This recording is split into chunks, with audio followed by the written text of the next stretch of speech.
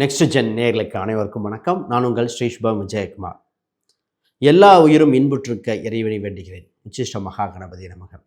உங்கள் ராசிக்கு வாழ்க்கை பயணம் எப்படி இருக்கும் அப்படின்னு தெளிவாக பார்த்துருவோம். அது என்ன சார் வாழ்க்கை பயணம்? பொதுவாக ஒரு ஜாதகத்தில் எது எப்போ நடக்கும், எது நடந்தால் நல்லா இருக்கும் அப்படின்னு தெரிஞ்சுக்கிட்டா சூட்சம ரகசியம் தெரிந்து விட்டால் பல வித்தைகள் செய்யலாங்க.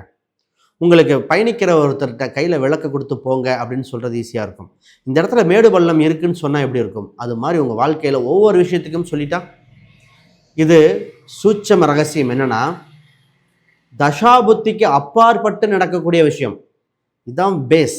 தசாபுத்தி அது மட்டும் இல்லாமல் அந்த வயது, இந்த கரெக்டாக அந்த வயது ஒட்டி வர வர நடக்கும். இப்போ தசாபுத்தி அதுவும் சப்போர்ட் பண்ணும்போது சம்பவம் நிர்ணயிக்கின்றன.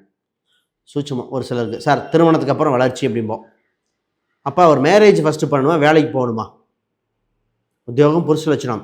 வேலை சரியாக அமையலை, நான் நல்ல வேலையை பிடிச்சிட்டு தான் நான் திருமணம் பண்ணுவேன்னா சிக்கல் வந்து சேர்ந்துடும். அப்போ சார் ஃபஸ்ட்டு திருமணம் அமைப்பு தான் திருமணம் பாருங்கள், முடிங்க, அதுக்கப்புறம் இயற்கையாக வரும். நிறைய பேர்த்து கேள்விப்பட்டிருங்க, கல்யாணத்துக்கு அப்புறம் தான் மனைவி வந்த யோகம், கணவன் வந்த யோகம்னு சொல்லுவாங்க. அது மாதிரி ஒரு சிலர் பார்த்திங்கன்னா, சார் இடம் வீடு சொத்து எந்த ஏரியாவில் வாங்கினா அமையும், என் வீட்டு பக்கம் எப்படி இருக்கும், இது பேஸ். என் வீட்டில் பெட் அனிமல்ஸ் வளர்க்கலாமா, இது பார்த்தலாம். பூர்வீக சொத்து எனக்கு செட் ஆகுமா இல்லையா, வச்சுக்க வேணுமா வேண்டாமா, இதையும் பார்க்கலாம். தொழிலாக பிஸ்னஸாக நிறைய பேர் தொழில் பண்ணுவாங்க, நிறைய பேர் பிஸ்னஸ் சம்மந்தப்பட்டது எனக்கு செட் ஆகுதுங்கிறாங்க இல்லைங்கிறேன். அதை பற்றி வெளிநாட்டு வேலை என்ன ஒரு சில ஜாதக ரீதியாக சொல்லும். சார் இந்த மாதிரி விஷயத்துக்கு நீங்கள் உடலை பார்த்து கொள்ள வேண்டும், இந்தந்த வியாதிகள் வர வாய்ப்புண்டு, இதான் சூட்சமம். எந்த இறைவன் வழிபட்டால் நல்லாயிருக்கும் அப்படின்னு தெளிவாக உங்கள் 3 நட்சத்திரம் இருக்கு இல்லையா, இதை வச்சுன்னு சொல்லிடலாம். எங்கள் வீட்டு அருகில் இருக்கிறவங்க நிறையவே சொல்லலாம். சார் உங்களுக்கு யார் நன்மை செய்வா, யார் துரோகம் செய்வான்னு எப்படிங்க, எந்தெந்த ராசிக்காரங்க இப்போ சொல்ல போகிறதில்ல. உங்களுக்கு இந்த ராசிக்காரங்கிட்ட கவனமாக இருங்க, இந்த ராசிக்காரங்கிட்ட பழகுங்க, இதையும் சொல்ல போகிறோமே. அப்போ நிச்சயமாக உங்கள் வாழ்வில் ஒரு ஐ ஓப்பனராக இருக்கும். இறைவன் உங்கள் துணை நிற்க தான் இந்த இது. சார் இது வயதான ஒரு 70-60 வயது இருக்கிறவங்ககிட்ட கேட்டிங்கன்னா, ஆமாம் இதில் எனக்கு ஒரு 80% நடந்தது, 70% நடந்ததும்பாங்க. வாழ்க்கையை பயணிச்சிட்ருக்கிறவங்க கேட்டிங்கன்னா, ஆமாம் எனக்கு நடந்துகிட்ருக்கு அப்படிம்பாங்க. ஆரம்ப காலகட்டத்தில் 1-2 நடந்திருக்கும்பீங்க, ஆனால் நிச்சயமாக நடக்கும். இது இல்லாமல் வேறு விஷயம் இல்லை என்பது முக்கியம். நான் நிறையா விஷயத்தை எக்ஸாம்பிள் சொல்லுவேன். ஒரு சிலர் 11ஆம் அதிபதியை ஆக்டிவேட் பண்ணால் பலது பார்க்கலாம். 2, 5, 8, 11 பண வரவு ஸ்தானங்கள் உங்களுக்கு எப்படி வேலை செய்ய வைக்கிறது, இது எல்லாமே இந்த வீடியோவில் இன்க்ளூட் ஆகிருங்க. அப்போ உங்கள் வாழ்க்கை பயணத்தில் ஏற்ற இறக்கம் என்ன, எந்த வயதுக்கு மேலே வளர்ச்சி இருக்கும், எந்த வயதில் கவனமாக இருக்கணும், இந்த சூட்சம ரகசியங்கள் இப்பொழுது பார்த்துடலாம். ஆக மொத்தம் ஒரு விடிவு காலம் வருகின்ற நேயர்களாக இருக்கிறீங்க. சரி, இதுக்கு தகுந்த ஏதாவது புதுசாக பார்க்குறவங்க சப்ஸ்கிரைப் பண்ணிக்கோங்க. கேள்விகள் சந்தேகம்னா பார்த்துட்டு கமெண்ட் பண்ணுங்கள். கன்னி ராசி அவர்களோட வாழ்க்கை பயணங்கள் என்னென்னு தெளிவாக பார்த்துருவோம். கன்னி அறிவாளி சார்ந்த ராசி. தான் இருக்கின்ற இடத்திலிருந்தே பல விஷயத்தை உணரும் தன்மை கொண்டது. நெற்றிக்கேன் திறப்பினும் குற்றம் குற்றமே சொல்ல ராசிங்க அது. இந்த ராசி எங்கே இருக்காங்களோ அவங்க இன்டெலிஜென்ட் பீப்புள் அங்கே இருக்காங்கன்னு அர்த்தம். இன்டெலிஜென்ட் கூட தான் இருப்பாங்க. இந்த ராசிக்கு பேச்சு திறமை சூப்பராக இருக்கும். ஏன்னா 2ஆம் இடம் சுக்கிரனாக இருக்குது. விகட யோகங்கள் அற்புதமாக இருக்கும். உங்களை சிறப்பு மிக்க ராசிங்க. இந்த ராசிக்கு இன்னொரு பலன் எப்பவுமே சொல்லலாம். நீங்கள் ஒரு மனதில் ஒன்றை நிலைநிறுத்தி ஒரு விஷயத்தை செய்யணும்னு நினச்சா சாதிக்கக்கூடியது. புகழ் பெற இயற்கையாகவே இவங்களுக்கு அமைவரும். ஏன்னா மீடியா தொடர்பு இந்த ராசிக்கு வந்துடுங்க. ரைட், முதல்ல இந்த ராசிக்கு சார் பணம் சம்மந்தப்பட்டது கொடுக்கல் வாங்கல்கள் சீராக மெயின்டைன் பண்ண வேண்டிய ராசி இது. எப்போவுமே இந்த ராசிக்கு பண வருவாய் உண்டு. ஃப்ளோட்டிங் ஒரு சில குறிப்பிட்ட காலம் வரைக்கும் பணம் வந்து கொண்டே இருக்கும். அதை சரியாக பயன்படுத்தி சேமிப்போ இல்லை இன்வெஸ்ட்மெண்ட்டோ பண்ணால் ஜெயித்து கொண்டே இருப்பீர்கள். 2-9 கூடிய சுக்கிரன். அப்போ பிறந்த ஒரு விட்டு வெளியூர்லேருந்து பணம் வரணும், வெளி மாநிலத்திலிருந்து வரணும். அப்போ வெளியூர் வெளி மாநிலம் சம்பந்தப்பட்ட தொடர்புடைய தொழிலை எடுத்துக்கலாமா? நிச்சயமாக எடுத்துக்கலாம். தந்தை என்ன தொழில் செய்தாரோ அதே தொழிலை பண்ணலாம். உங்கள் அப்பா அப்படிங்கிறவர் ஆணோ பெண்ணோ உங்களுக்கு வருமானத்துக்கு ஒரு நிலையாக இருப்பார். இந்த ராசி எப்பவுமே சொல்லுவாங்க, சார் வீட்டில் ஏதோ ஒரு கடவுள் படம் வெள்ளியில் வச்சுக்காங்க, பொருளாதாரம் தண்ணீராக இருந்துக்கிட்டே இருக்கும். இந்த ராசி கவனமாக இருக்க வேண்டியது செக்லிஃப் சம்மந்தப்பட்டது, ஃபோன் சம்மந்தப்பட்டது, வேலையாட்களிடம் கவனமாக இருக்கணுங்க. உங்களுக்கு ஒரு ஏமாற்றம் நடக்குதுன்னா ஒன்று செக்லிஃபில் கொடுத்து தெரியாமல் பணம் எடுத்தது, இந்த பவர் கொடுக்குறேன் பட்டா கொடுக்குறேன் ஏதோ மற்றவங்களுக்கு இது கொடுத்தா மிஸ்டேக் நடக்கும். உங்கள் ஃபோனை பர்சனல் ஃபோனை மற்றவங்கள்ட்ட கொடுத்தால் அவர்கள் உங்கள் ஃபோனை ஆய்வு செய்வார்கள். ஒரு குறிப்பிட்ட காலத்தில் உங்கள் ஃபோனை சொந்த பந்த வீட்லேயோ ஏதோ பக்கம் மிஸ் பண்ணிவிட்டு கஷ்டப்பட்டு அலைஞ்சவர் பிடிக்கும்.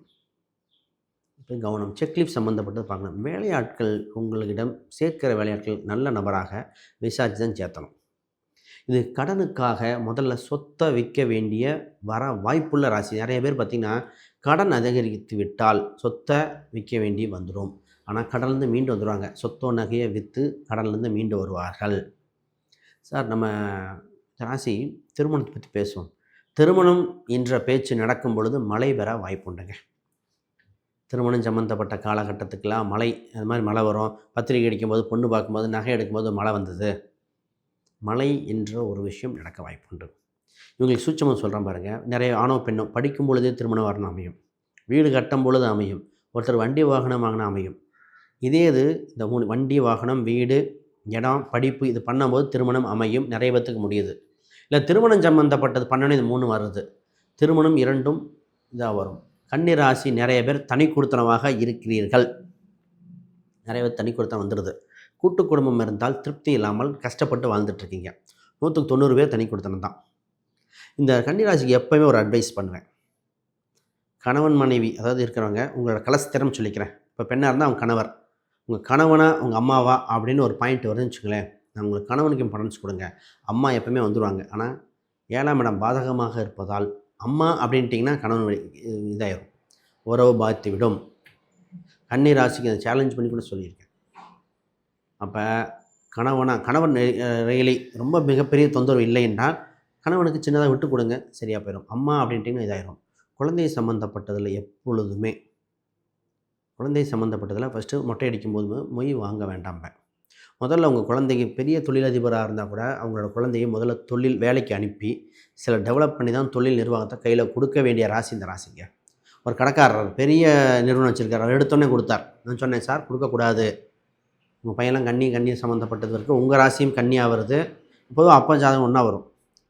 கொடுத்தார், பையன் மெயின்டைன் பண்ண தெரியல. சரி, உங்களுக்கு அரசியல் சம்மந்தப்பட்ட நிர்வாகம் சம்மந்தப்பட்ட இன்ட்ரெஸ்ட் இருக்கா, சூப்பராக சக்ஸஸ் பண்ணுவீங்க.